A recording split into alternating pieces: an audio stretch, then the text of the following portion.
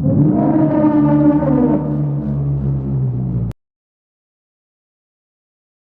बोले, मैं जाता हूं। लोगों ने कहा, अब्दुल्ला, मैं तुम्हारे बारे में खतरा है।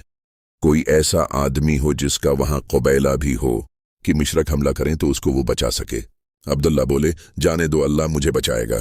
चुनांचा वो उठे और ठीक दोपहर में खाना काबा आए। कुरैश भी उस वक्त वहीं जलसा जमाए बैठे थे। मकाम इब्राहिम के पास वो पहुंचे तो बाआवाज बुलंद कहा। फिर वो सूरा रहमान पढ़ने लगे। अब लोग इब्न मसूद की तरफ मुतवजा हो गए। हर एक दूसरे से पूछने लगा, इब्न उम्मी माबद, अब्दुल्ला इब्न मसूद क्या कह रहा है? किसी ने कहा, ये तो शायद मोहम्मद का कलाम है। अब क्या था, सारे मुशरिक उन पर टूट पड़े और बेतहाशा मुना पर तमांचे बरसाने लगे। मगर इब्न मसूद ने जरा भी परवाह न की।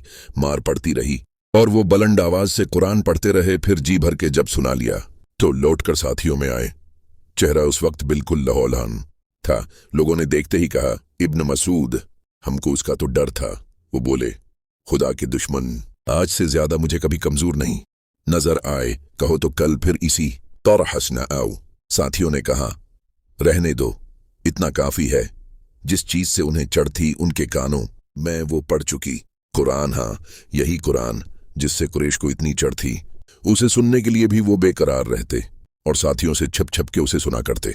हर एक को शौक था कि जरा मोहम्मद का कलाम नहीं और देखें वो कैसा कलाम है जिसके सामने शायरों की शायरी फेंकी पड़ गई, काजनों का कलाम मांद पड़ गया और जो जादूगरों से भी नंबर ले गया।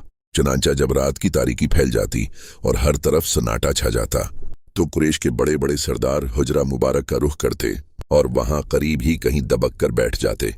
खामोशी और सुकून का वक्त होता। इस सुकून में आप नमाज में मसरूफ हो जाते।